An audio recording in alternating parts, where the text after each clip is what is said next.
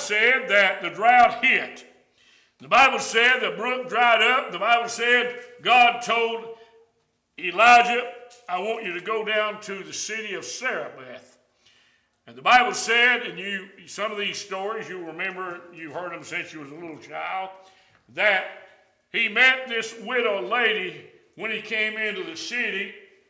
That's the lady, she said, I've got enough meal and I've got enough oil to make a cake for me and my son, a little piece of bread, and then we're going to die. Elijah said, do this. Make a cake for me. Feed me first. This is a lesson, that, being obedient to God, but also, that I get to be at the head when we have a luncheon and everything. I got to eat first and everything. But I don't do that, do I? No, you do not. But the story is, Elijah said, if you'll feed me first, I'll put a blessing on you. And she did. She made Elijah a small cake out of a little bit of meal that she had, a little cruse of oil. God said Elijah put a blessing on her house. And the Bible said throughout that drought, she had a barrel of meal, she had a cruse jar of oil, but every time that she would take from that barrel or that cruse, it would replenish itself. And all through the drought, her and her son had food because that she had put the prophet of God first. What the lesson is, put God first and God will bless you and he'll open the windows of heaven for you. And the Bible said that God blessed her, but later in the chapter, the Bible said that the little boy fell in a field one day and hit his head on a stone, and the little boy died. She went to the prophet Elijah and said, I done this for you. My son has died. But the Bible said Elijah went and he laid himself on that little boy 3 times. The Bible said that little boy came alive by the power that God had given Elijah. Stretch yourself and that boy come alive. You go to chapter 18, 1 King, 18th chapter. The Bible said God directed Elijah, and he went to the man of God in that area. The man of God was Obadiah. Obadiah was a good man of God, and Ahab had sent out his armies to kill the prophets of God. They were still men of God there. And the Bible said that Obadiah had hid in one of the caves 50 of the 50 men of God, and had feared God. But Elijah said, I want you to go to Ahab. The Bible said that Ahab had done put the word out. If anybody tells me where Elijah is, let me know. I'll go kill him and you'll get a reward. But the Bible said, God told Obadiah, I want you to go talk to Ahab and tell him I'm coming to see him. The Bible said, Obadiah said, Lord, Master, you know he hates your guts. And if I come and tell him that, he's probably going to kill me. But the Bible said, Elijah said, you go like I've told you, and the Lord will be with you. And the Bible said that Elijah went to Ahab, and he said, let's have a showdown. You guys, you and your wife, you're promoting this god Baal. He has 450 prophets. Bring them to Mount Carmel. We'll meet one day and we'll decide which God really is the God of Israel. And the Bible said that they came and Elijah gave the 450 prophets of Baal, you can be first. Build your altar, and every which God devours the sacrifice, he'll be the true God of Israel. The Bible said that the 450 prophets of Baal made a beautiful offer. They spent several hours on it, and and they began to call on Baal. And the Bible said that they called and called, nothing happened. In their stress, the Bible said they even took knives and cut their arms and poured out blood. And the more that they done this, the Bible said Elijah mocked him. Said, well, your God might be on vacation or he might be asleep. Call on him a little bit more and he might hear you. But in evening came, Baal had done nothing. The Bible said that Elijah had his men to build a nice altar to God. And he done something unique. He said, put the sacrifice on it. I want you to pour water on it. Take the water and pour water on it. I mean damping it down. They did this. Elijah said, do it again. They done it. He said, do it again. Till he flooded all the area. And he simply called upon God and said, let the God of Abraham, Isaac, and Jacob show himself to the people. And the Bible said that fire come from heaven and engulfed not only the sacrifice and altar, but sucked up all the water. And the Bible said that God moved upon Elijah and his men, and they slew 450 prophets of Baal right then and killed them.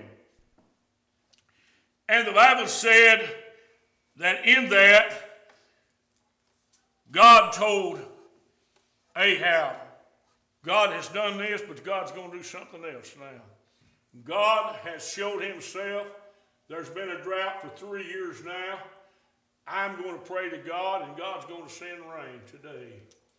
The Bible said that none of the people believed it. I mean, you ever heard that dry as a powder keg? We used to say that a lot. And the Bible said that Elijah told his servant, said, I need to see some kind of rain. I want you to go over here and look toward the west, see if it's raining. 6 times he went over there. There's not a cloud, there's no rain. The Bible said, Elijah said one more time, go over there and let him look and see in the sky. His servant come back and said, there's a cloud the size of a man's hand. Elijah said, get ready, it's fixing to come a flood. Fixing to come a flood. The Bible said it began to rain. And Ahab was so excited, the Bible said, that he got in his chariot to make his way back to his wife, Jezebel. And it was a pretty good lengthy journey, but God moved upon Elijah. The Bible said that Elijah ran faster than the chariot and the horses of Ahab and got to the place first before he did. And the Bible was blessed Elijah. But the Bible said that Jezebel, the evil queen, put out a hit on him. Let's say that. The same thing that he done to my prophets, I'm going to do him if I could get my hands on him. And the Bible said, after God had blessed Elijah and he slew the 450 prophets, one woman said he's going to kill him, and he took off running. He was scared to death. Hunter, don't be scared of women. They ain't going to hurt you, honey, and stuff and all. The Bible said, that in the 19th chapter, that when Elijah heard this, he went into a journey of one day into the wilderness. The Bible said he was distressed and he went to sleep. And the Bible said the angel of the Lord woke him up. And when he woke him up, there was a fire and some cakes of meal and water. He said, take, eat. And he done that. And the Bible said, do it again. The angel said, do it one more time. And when he done it again, the Bible said, from those 2 small meals and that water, that God blessed Elijah's body, that Elijah took a journey 40 days and 40 nights, did not eat or drink, but the 2 little meals that the angel fixed for him, they were so complete, he made a journey 40 days and 40 nights without eating or drinking anything, and it didn't hurt his body.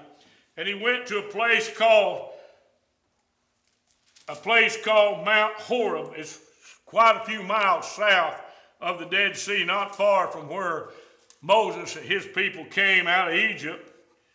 And sometimes if you're not careful as a child of God, sometimes, I found that Lord blesses me and I preach a good message, get ready. The next day you're going to get hammered. I've seen it time and time again.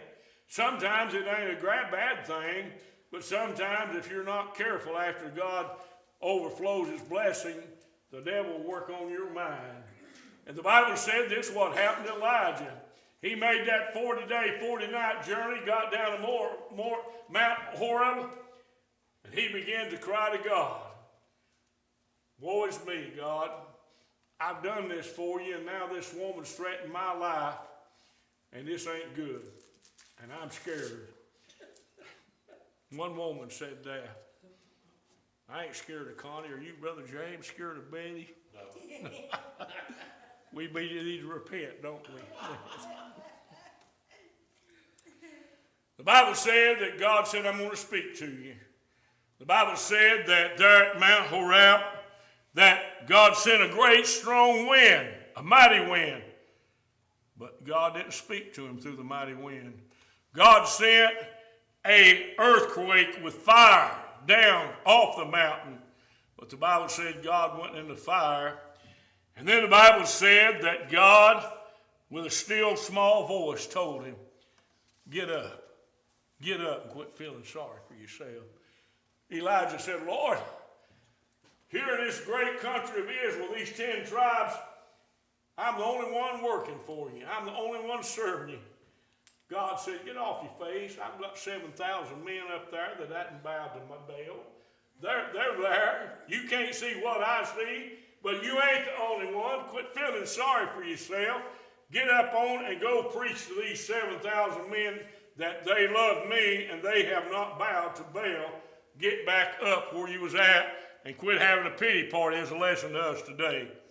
Children, sometimes you let the devil penetrate your mind and all think, oh Lord, I'm the only one. No, you're not.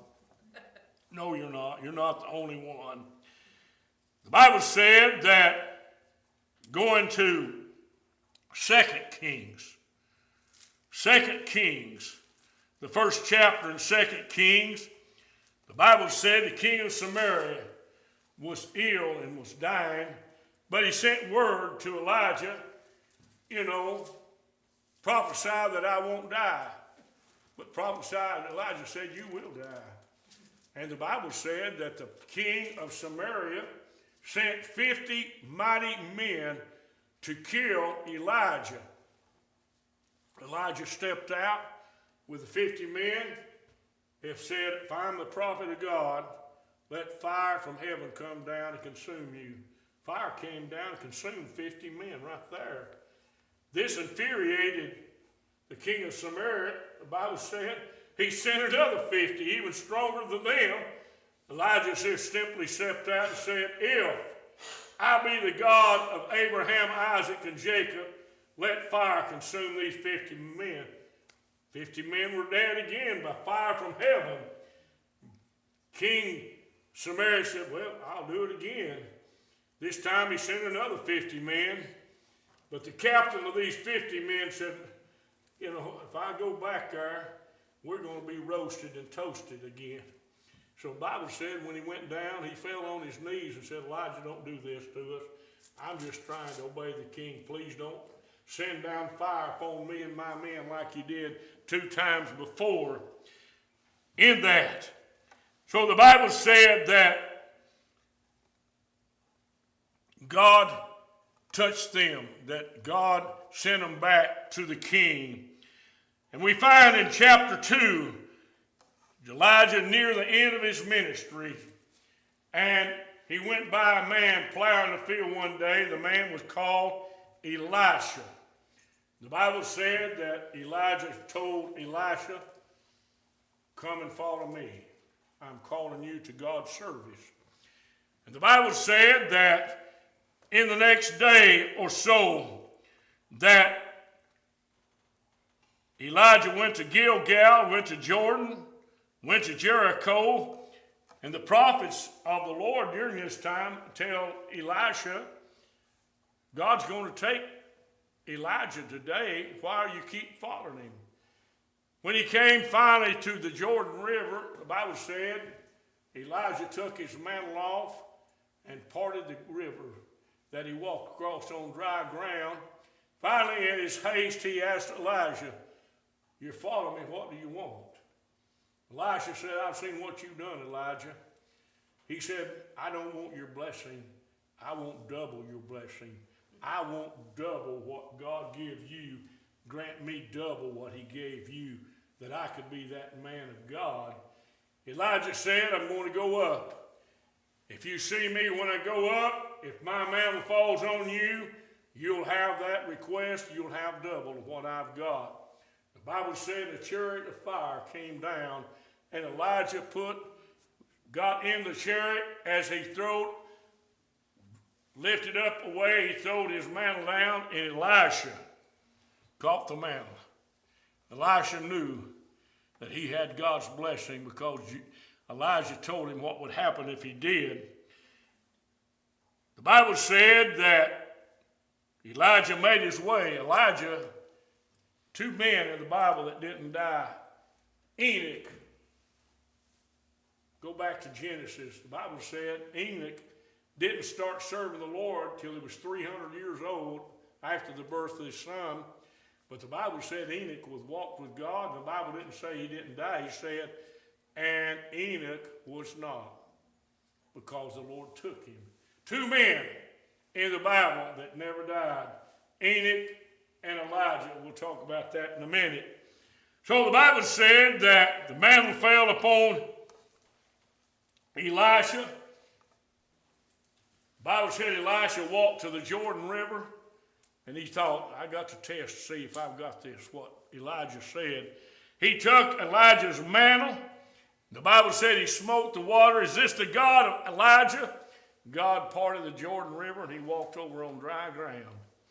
In that same chapter, the Bible said that he came to an area, and the Bible said that the men were getting sick from the water that they drank. Please help us, Elisha. You're a man of God. Help us. We need this water, but it's bad, and we're getting sick. The Bible said that Elisha took a quart of salt, throwed it down on the water, and said, drink it. It'll be all right. And the Bible said that what he done clarified that water. And the Bible said that as he made his way from the city, the Bible said quite a few of the children come following Elisha. Started making fun of Elisha.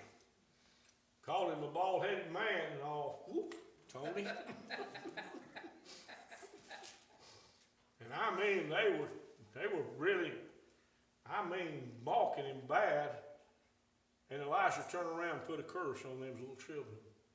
Because children, I don't care if you're a child or if you're an old person, whatever you don't make fun of God's people. You might think you're getting away with it, but let me tell you what you won't. The Bible said that these children, many of them, came mocking him. The Bible said that Elisha turned around and said, I put a curse on you children. Immediately, 2 she-bears come out and kill 42 of them little children right then for mocking the prophet of God. You say, Brother Robbins, it's a lesson, children. You know, I see people today I know today that there are denominations that don't believe in the Holy Ghost. And I hear people, I heard a guy on TV a while back on radio, I very seldom for some reason, I think Josh had the radio and got in, this minister's talking about, he said, in my church, if anybody starts that speaking in tongues, I get them called down or make them leave. We ain't putting up with that. That man better be careful. That man be careful. That man be careful. One of the churches here in our town has got a sign in the hall that says, if you speak in tongues, you're of the devil. Ever who put that up, better be careful. The Bible said there are sins that you can commit and you can get forgiveness of. One sin you won't forget to give us about the Holy Ghost, children. And this is serious business. I know a lot of people, but here's what the Bible said, be not deceived. God's not mocked. God's not mocked, children. You've got to be very careful. These children were mocking the prophet, and the prophet put a curse on them in that. In the 4th chapter of 2 Kings, the Bible said that a lady come to the prophet. Elijah's dead, or not dead, he's went up. Elisha is the man of God. A lady came to Elisha, one of the sons, wife of one of the prophets, and said, Elisha, he said, my husband left us in debt. Now the creditors came. I can't pay the bill, and they're going to take my 2 little sons and make servants out of them to pay the bill that I can't pay. Please help me. The Bible said, Elisha asked the lady, what do you got in your house? And she said, I've got just a little pot of olive oil. That's all I've got to my name. The Bible said, Elisha said, go out and borrow vessels, not a few. In other words, I want you to bring a lot of vessels into your house. Bring them in, empty vessels, and I want you to start filling all these vessels from that little one pot of oil. And the Bible said she began to do that. She filled all the vessels and still had plenty of oil, went out and sold the oil and paid the debt. And she didn't have to have her sons taken out because she was the wife of one of the prophets. And this is what. Then the Bible said that as he would make his way, Elisha, to a certain city, that a woman, a Shunem woman, she told her husband, we let Elisha stay with us every time and make him a little cot. Let's build it a little room on the house, and he can have his privacy. When he comes our way, he can have his own little room and his own little area. And the Bible said they done that. But the Bible said that in this, that her son died. And she reminded Elisha, remember, I'm the woman that loves you and loves your ministry. What can you do? The Bible said that Elisha went in to her son. The Bible said that he raised that son from the dead. And that little boy walked out. His mom hugged him. Because, children, let me begin. The Bible said this.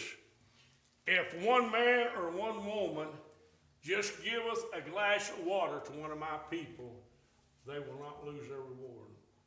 In other words, children, again, God keeps good records.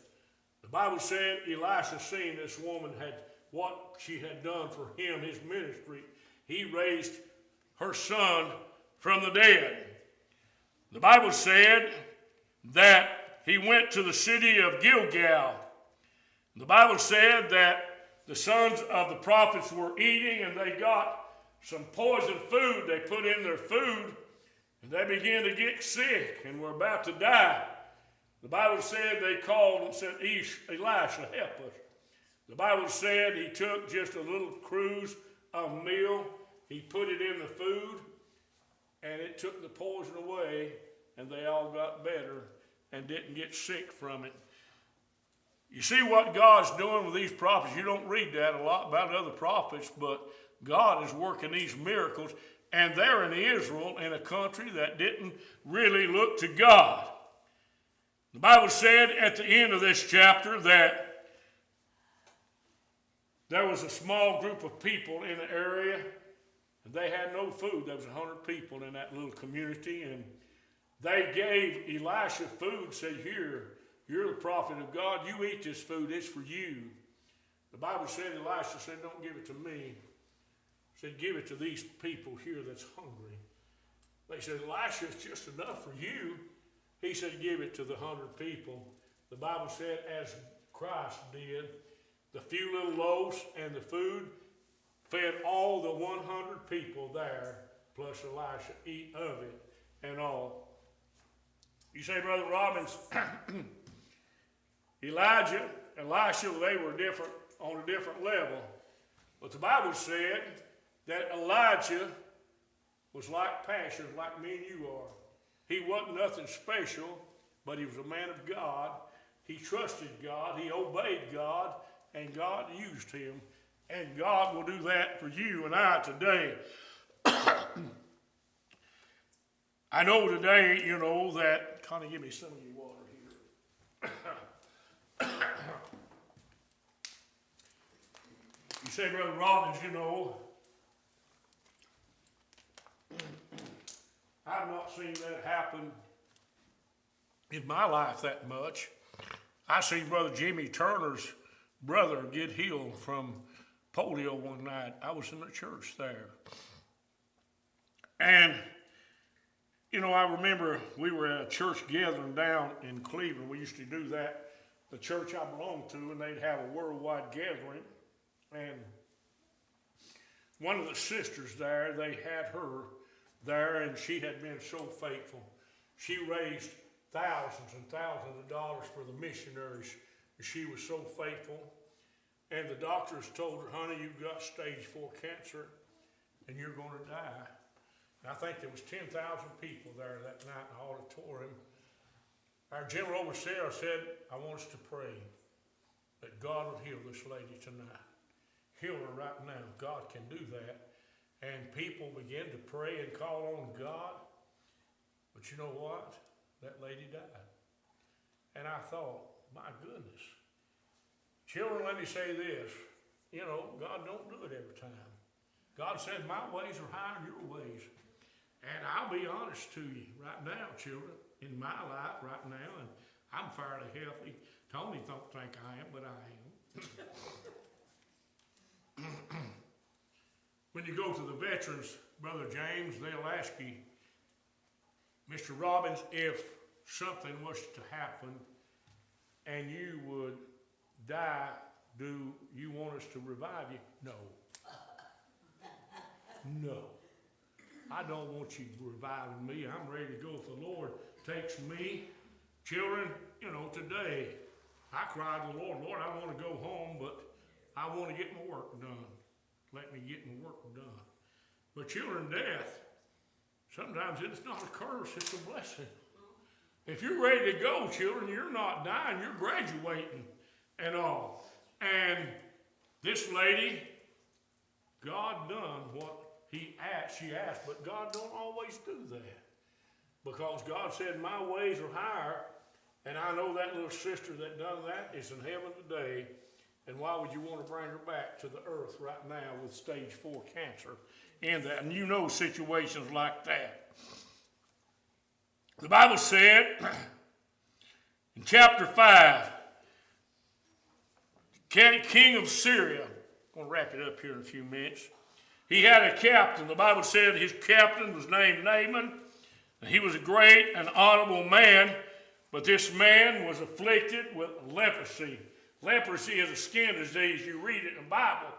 If you were a leper in the Bible, you could not come into the city, associate with people.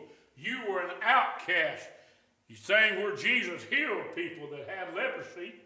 And this man had leprosy. And this is before Jesus' time, 800 something years. But he would get doctors, they could do nothing at the time. But one of the little maids of his wife said to her maid, the captain's wife, I know a man in Israel, if he could get to him, he could heal. His name's Elisha. The Bible said immediately, Naaman, without hope, I mean, he loaded down several camels and loaded down several horses. He said, I'll give this man all of this if he'll heal me of this disease. And he went down to the house of Elisha. And the Bible said, he beckoned to Elisha to come out. Elisha didn't come out. Elisha sent his servant out and said, tell this man if he'll go down the Jordan River and dip 7 times, he'll be healed. The Bible said Naaman was insulted. I come all this way and this man ain't even coming out to visit me. He sends his servant And I know there's some rivers up where I come from. They're a whole lot cleaner than Jordan. One of his servants said, Naaman, you've come all this way. Why don't you do what the man of God said? And the Bible said that he went down the Jordan, dipped 7 times, and the Bible said when he came up the 7th time, his skin was that of a little baby. Oh, wow. Because he done what God said to. And the Bible said that he went back to Elisha and told Elisha, here's all of these gifts. Lay them down with anything you want. Here it is. Elisha said, I don't want none of it. He said, take it back with you. I'm a man of God. I didn't do this for money. I done it to obey God. Yes. And the Bible said Naaman left, but Elisha had a servant named Geisha. Geisha said to himself, he shouldn't have done that. So after Naaman left, he followed Naaman and told Naaman, well, Elisha changed his mind. He wanted a few horses of that if he would. And when he got back, he hid that from Elisha, but Elisha knew what happened. Elisha said, you lied to me, and here's your punishment. The leprosy that he had will be on you the rest of your life. That leprosy came on this man, and he died with that leprosy. One, he lied to God, and he deceived Naaman when God, that wasn't God's plan at all in that and all. The Bible said, chapter 6, 2 Kings, that the men of God borrowed an axe from some of their people. They were clearing land to build a nice little home for the prophets of God. And during this time span, iron was not easy to get a hold of. And the Bible said one man was chopping the wood, and the axe fell in the water, and they couldn't find the axe head. And that was something valuable at this time, to have an iron axe. Today, nothing, but during that time, iron was hard to get. They cried to Elisha, Lord, Elisha, what are we going to do? We can't pay for that axe. The Bible said Elisha spoke the word, and the Bible said he threw a stick in the water, and up come that iron axe floating, and the men of God got it and put it back in the handle. The Bible said that in the 8th chapter, the king of Syria was going to come down and destroy the Israelite people.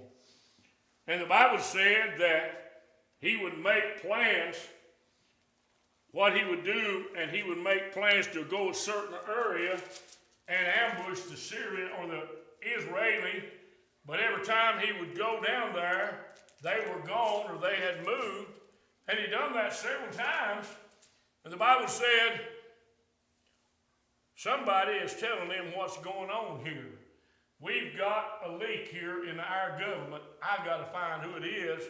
One of the men, counselor, said, it ain't one of us. There's a man named Elisha down there, and every time you say something in your bedroom, he reveals it to God, and God tells the Israel people to move so you won't ambush them. He said, I'll fix that Jehu up. And the Bible said that he sent a mighty army down and surrounded Elisha. Elisha was in Dothan at that time. The Bible said that the prophet's servant went out one morning and beheld all the armies of the Syrians and run back in and told Elisha, they're here to kill us. We're fixing to die right here in a minute. The Bible said Elisha prayed to God, God, open this man's eyes and let him really see what's going on. The Bible said the servant went out, and yes, that army was still there, but behind that army with angels and chariots of fire had surrounded the whole army. And ordinarily, God would have smite them. The king of Israel said, will you smite them? Elisha said, no, we're not going to smite them. Elisha did, but I'm going to blind them for a little while. And the Bible said he blinded all that army. And the king of Israel said, what do you want me to do now? He said, I'm going to lift this blindness from them, and I want you to feed them and send them back home.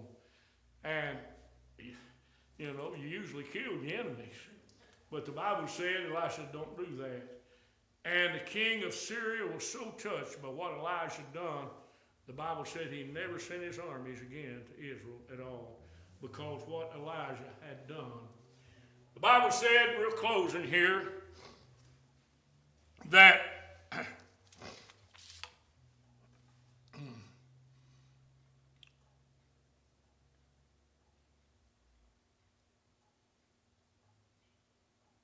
the king of another army came down to Samaria and surrounded Samaria to kill them. A mighty host of men surrounded and cried. They were so didn't have food. The Bible said a lady came to the king and complained to the king of Samaria and said, Lord, yesterday me and this lady got together and made a pact. If I would kill my son, we would eat it yesterday, and today we would kill her son and we'd eat that baby. And she didn't do that. I want you. The Bible said Elisha heard this. And the Bible said, tell the king that this siege is going to be over with. It's fixing to be over with. I've heard this cry of this woman. And one of the counselors to the king said, ain't nothing going to happen. You can't do nothing. That army's around here. The Bible said Elisha told the servant, tomorrow everybody will have plenty to eat, but you won't be able to eat it. So the Bible said that there was 4 lepers sitting there at the gate. They couldn't go in, and they began to talk to themselves. We're starving to death here. We've got our choice. We can stay here and starve, but we can go to the king out there, the Assyrian army. We might kill us, or they might build a fire for us and feed us. Either way it is, we're going to die. We might as well as to go. And the Bible said as they made their way to the Syrian army, that God, in a mighty way, made it sound like they were great chariots and armies coming to these people, these men. They got scared and went off and ran back to where they come from and left everything there. The Bible said that the lepers came in and found all of it. Found it all. And said, man, we can just stay here, but we'll go back and tell our people about it. And sure enough, they came and told the people. And the servant that had doubted Elisha, he was standing at the gate, and the people stampeded over him, and he died. But the people went back and enjoyed all the good things there that God had promised them to do. The Bible said in the 17th chapter, 13th chapter, finally Elisha got sick. He was about to die. The Bible said Jehoash, the king, pleaded to Elisha. Elisha died, and the kings are coming down. They're going to destroy us. What can I do? He said, I want you to take your arrow, your bow. I want you to go to the window, and I want you to shoot an arrow as far as you can. And that sign will be a sign of deliverance for your army, if you'll do that. When he come back, Elisha said, now I want you to take arrows and hit the ground. The Bible said the king, the young man, just smote it 3 times. Elisha said, why did you do that? I done told you were delivered.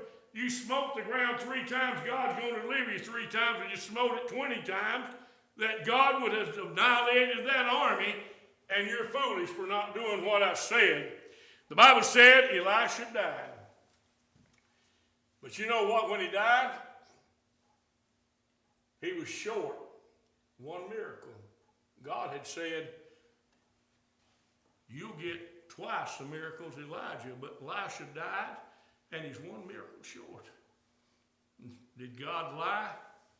The Bible said a few days after the death of Elisha, the armies around a young man had got killed, and they laid that body into grave where Elisha had been. And the moment that dead man's body touched Elisha's bones, he come alive. God bless you tonight. Praise the Lord. I hope this has been good to you tonight. and all. I've got so much more, but our time's up and all. Time's up and all. I hope you enjoyed this, talking about the miracle of God. Someone got a thought or question real quick. I covered a lot of ground, but no other prophet's done this in the Bible but Elijah and Elisha. I want to talk a little bit more what's fixing to happen later on. Remember our service Sunday morning. Be with us. Pray for our service. Thank you for your faithfulness. Bow your heads if you would. Father in heaven, we thank you tonight for our ministry. We thank you for our people. Thank you for your word, how it encourages us to be a faithful and obedient people. Go with us tonight. Lift us up by the Holy Ghost and strengthen each one of us, that we might be found faithful, obedient. Bless us to bear much fruit for you. Bless us to be soul winners for you. In Jesus' holy name we ask. Amen. Thank you tonight.